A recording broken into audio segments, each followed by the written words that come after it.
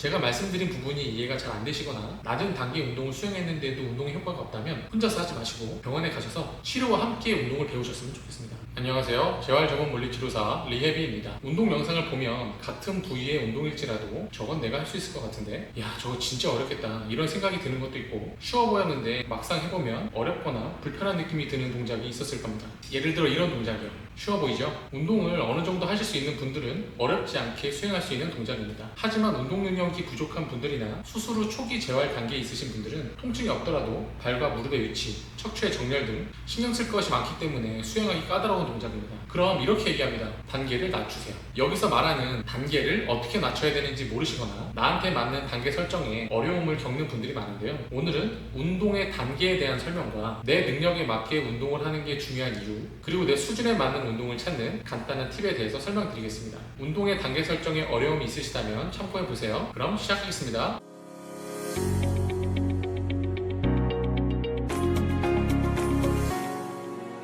단계를 낮추라는 말은 맨몸 운동 기준입니다. 중력에 노출이 덜한 자세를 취해서 신체에 가해지는 부하를 줄여라 라는 뜻입니다. 이렇게 표현하면 이 무슨 말이야? 라고 생각하시는 분들이 많은데요. 아기의 발달 과정을 한번 생각해 보겠습니다. 바로 누워있는 자세, 엎드린 자세, 앉아있는 자세, 선 자세, 중간에 뒤집기, 기기 등의 과정을 생략하긴 했지만 큰 틀에서 놓고 보면 이렇게 발달합니다. 중력을 이겨낼 수 있는 힘이 생기면서 바로 누워있는 자세에서 뒤집고 고개를 들고 기고 앉고 서고 걷게 되는 것이죠. 저번에 엉덩이 근육이 중요한 이유에 대해서 설명을 드렸으니까 엉덩이 근육으로 예를 들어보겠습니다. 서서 하는 대표적인 운동으로 데드리프트가 있습니다. 고관절이 굴곡된 위치에서 신전근인 엉덩이 근육을 주로 사용함으로써 고관절을 신전시켜서 고관절을 중립 위치로 가져다 놓는 운동이죠. 이 동작을 정확하게 수행하기 위해서는 운동 중 척추의 정렬, 그리고 앞뒤의 무게 중심, 정면에서 봤을 때는 발의 아치와 발과 무릎의 방향을 잘 설정을 해주셔야 되고 양측의 골반도 체크를 해야 됩니다.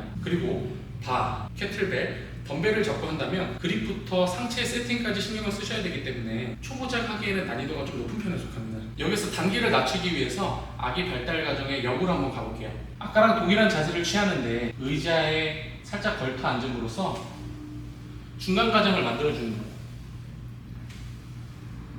이렇게 중간 과정을 만들어주게 되면 척추와 하체의 정렬을 유지하기가 비교적 수월해지기 때문에 난이도가 떨어집니다. 더 내려가 보겠습니다. 엎드린 상태에서 고관절을 굴곡된 위치로 만들어 놓는 거예요. 골반에 베개 혹은 쿠션을 놓으면 그 위치가 만들어질 겁니다. 그 상태에서 척추의 정렬을 유지를 시켜놓고서 한 다리 혹은 두 다리를 들어올릴 연습을 하는 겁니다. 여기에서 이렇게 움직이지 않고 허리가 이렇게 요동치지 않고 척추가 유지가 잘 된 상태에서 한 다리 혹은 두 다리를 들어올릴 연습을 하는 겁니다.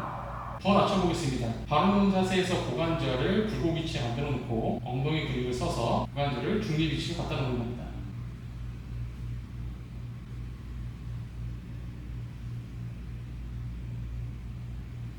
물론 운동이나 근육에 따라서 차이가 있을 수는 있지만 아기 발달 과정의 역으로 가면 신체가 바닥에 닿는 면적이 넓어지면서 운동 시 신경 써야 되는 부분이 줄고 신체에 가해지는 부하도 줄어들기 때문에 운동이 비교적 쉬워집니다. 단계에 대해서 설명을 드렸으니까 운동을 수행하기 위해서 접근하는 방법 두 가지를 말씀드려 볼게요. 계속 데드리프트로 예를 들어보겠습니다.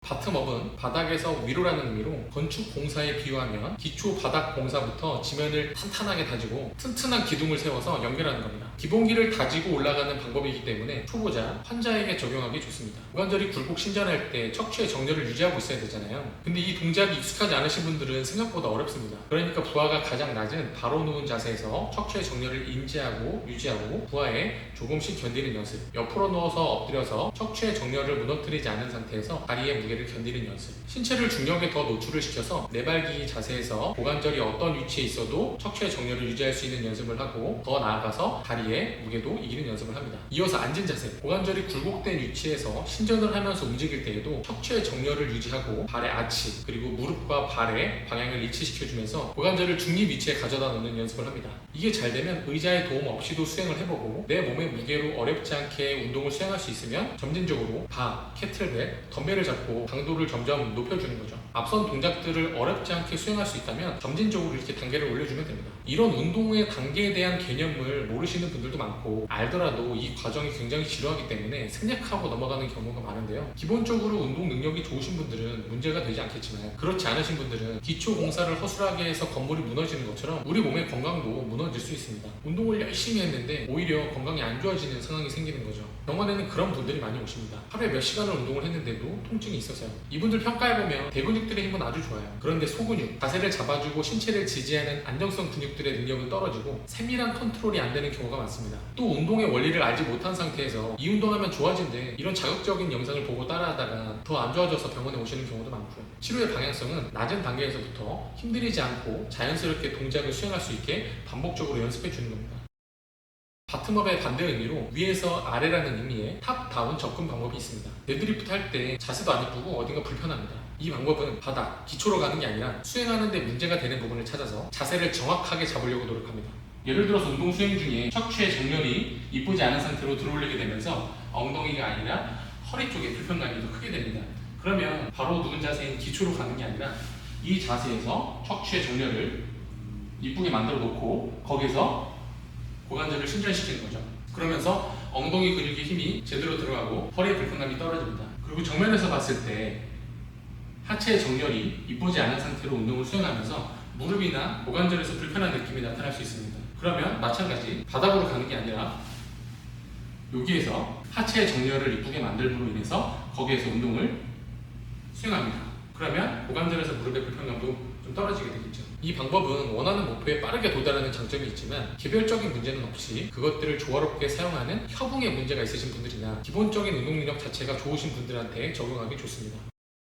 구조적인 문제로 수술을 하거나 기능적인 문제, 조절 능력 저하로 인한 반복적인 스트레스로 염증 및 통증을 가지고 병원에 내원하시는 환자분들은 통증 없이 힘이 다른 곳으로 새지 않고 정확하게 힘을 주면서 수행할 수 있는 단계, 그 단계의 운동을 찾아서 꾸준하게 연습을 해주셔야 됩니다. 나한테 맞지 않은 운동을 수행하다가 더 안 좋아질 가능성이 있기 때문이에요. 운동 열심히 했는데 아프면 억울하잖아요. 그럼 나한테 맞는 운동을 어떻게 찾나? 앞서 다 말씀드렸지만 간단한 팁을 알려드리겠습니다. 계속해서 엉덩이 운동을 예로 들게요. 엉덩이 운동을 검색합니다. 맨몸 운동만 봐주세요. 아기 발달 과정을 생각해 주시고 운동에 따라 차이가 있을 수는 있지만 보편적으로 그 순서대로 단계, 난이도가 올라간다고 말씀드렸습니다. 신체와 바닥의 접촉 면적이 줄어들고 중력에 더 노출이 되면서 운동 시 신경 써야 되는 부분이 더 많아지거든요. 먼저 눕거나 엎드려서 하는 운동을 수행합니다. 다른 곳에 불편감 없이 엉덩이 근육에 힘이 잘 들어간 상태로 운동을 수행할 수 있다면 밴드 등을 사용해서 강도를 좀 높여서 해보시거나 다음 단계의 자세로 넘어갑니다. 하지만 쉬운 단계인 바로 눕거나 엎드린 자세에서 운동을 수행했는데도 엉덩이 근육에 힘이 잘 들어가지 않거나 어딘가 불편합니다. 특히 허리가 많겠죠. 척추의 정렬을 인지하고 유지하기 위해서 골반 안정감 운동을 검색해서 아주 쉬운 것부터 수행을 해줍니다. 목과 상체의 컨트롤을 더 잘하길 원하신다면 견갑골 안정감 운동도 검색해서 수행을 해줍니다. 이 운동들도 단계적으로 난이도를 높여서 수행합니다. 최소한의 힘으로 척추의 정렬을 유지할 수 있는 능력이 좋아지면 엉덩이 운동 시 허리에 부담을 주지 않으면서 수행할 수 있게 됩니다. 그렇게 자세를 조금씩 바꿔가면서 난이도를 올려가시면 됩니다. 앞서 말씀드린 운동의 단계에 대한 개념을 이해하시면 적어도 내가 할 수 있는 운동과 할 수 없는 운동을 구분하는 데는 도움이 되실 겁니다. 그렇게 구분할 수 있는 능력을 키워서 좋은 운동이라고 아무거나 따라하면서 건강을 해치는 일은 없으셨으면 좋겠습니다. 아시겠죠? 잠깐. 제가 말씀드린 부분이 이해가 잘 안 되시거나 낮은 단계 운동을 수행했는데도 운동에 효과가 없다면 혼자서 하지 마시고 병원에 가셔서 치료와 함께 운동을 배우셨으면 좋겠습니다.